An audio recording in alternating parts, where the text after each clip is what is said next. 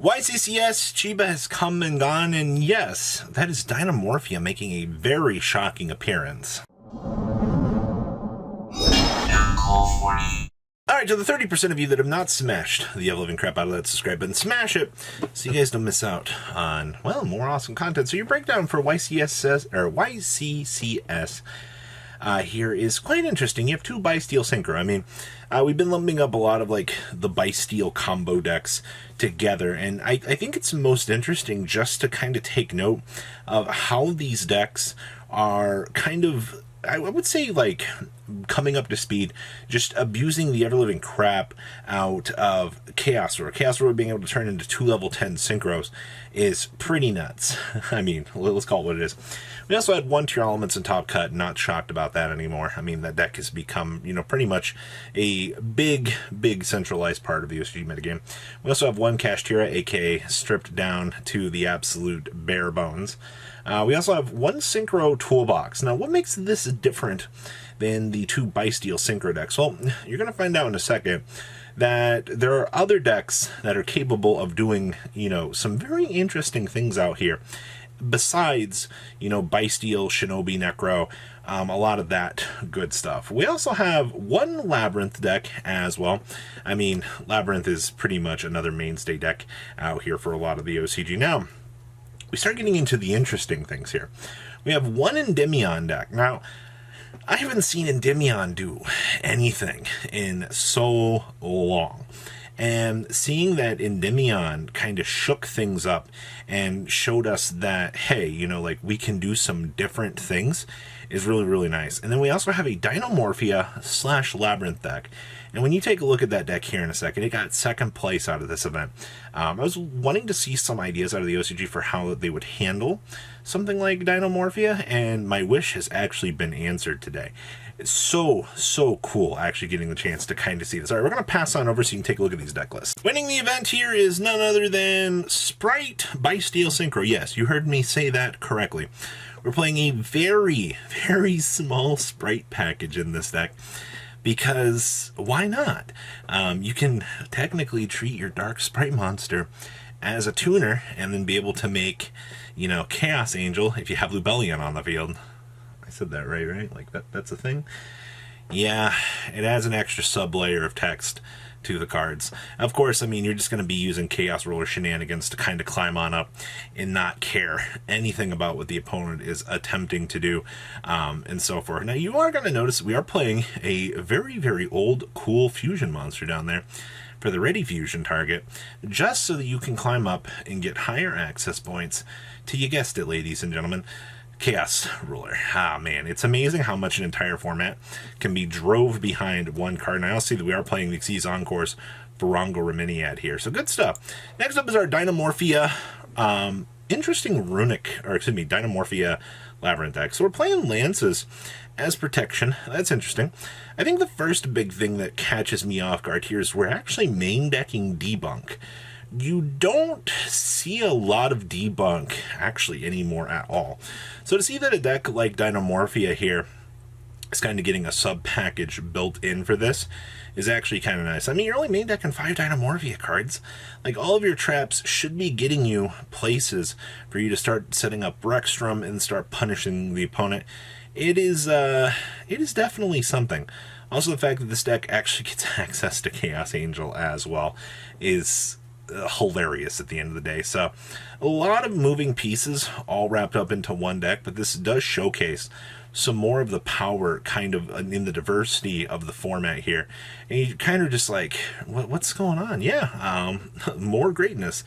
Next up here is our tier deck. Now, I see that we're still relying on good old Shaddoll package. That never really surprises me anymore. The fact that your Shaddoll package is going to be the go-to for this deck, like, it is what it is at this point in time. Like, making Winda is, like, the reason why this deck can do good. And also, I mean, you're citing the Shaddoll fusion down there anyway, so if worse comes to worse, if you start getting blown out of the game, you have a sub-game plan, you know, built into your deck that you can actually access and go, huh, you know, like, we can go ahead and detour the opponent here. There shouldn't be really much of an issue here, and then you go ahead and capitalize kind of everything that's happening within the flow of the game there. So very happy to see, you know, a lot of moving pieces yet again.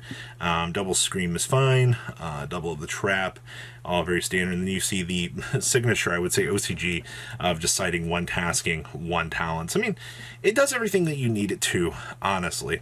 All right, next up here, we have our... Now, this is what I refer to as our other synchro deck. Now, keep in mind that entire extra deck here is all just synchro-oriented, all right? You don't really care two craps about anything here. You are going to be off to the races for just comboing on up through all of your good stuff. You don't see a lot of, I guess, pure dedication to the synchro craft anymore, except for like the Yusei Fudo good stuff, which shows up every blue moon where you just make like the cosmic blazers and things like that. But this deck is just kind of doing the same different method here of capitalizing on tuners to be able to set up. And I mean, if your opponent's not aware of what Junk Speeder does, and you just blow them out of the water with it for no real reason, well, congratulations. You're good to go at the end of the day. I want to see more craziness like this.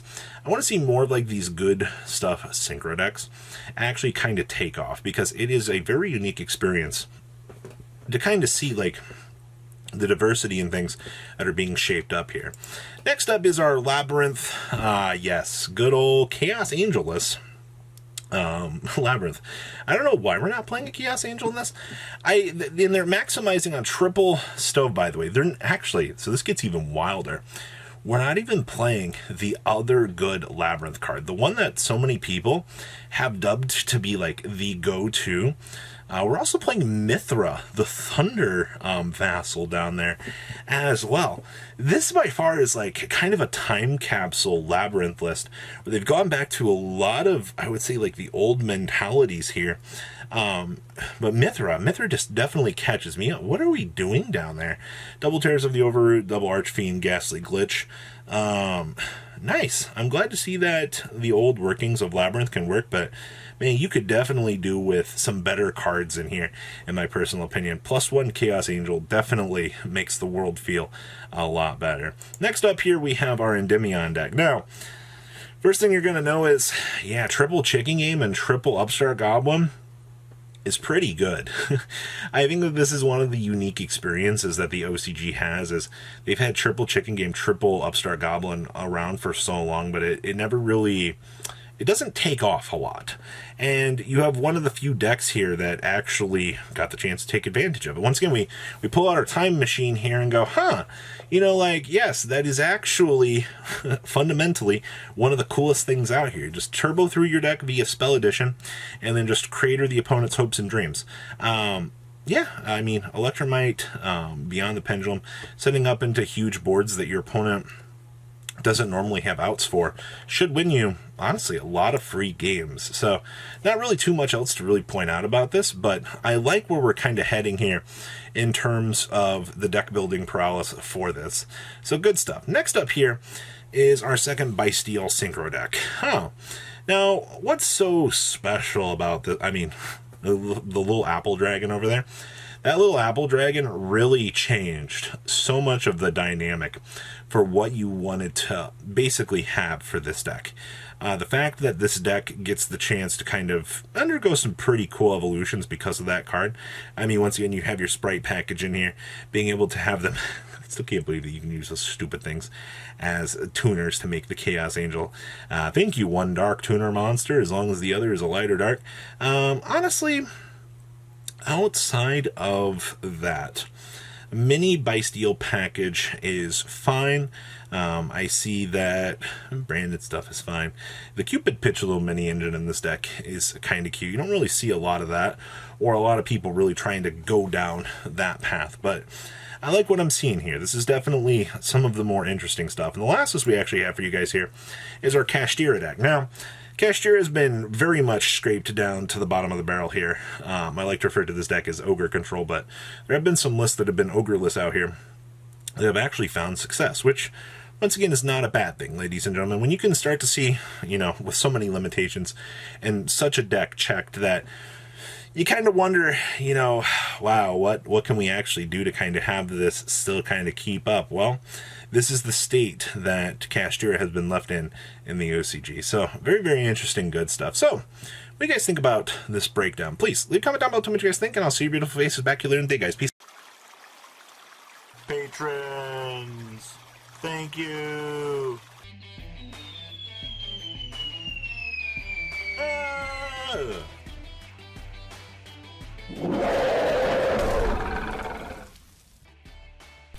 Thank you so much for watching. Check out these other videos.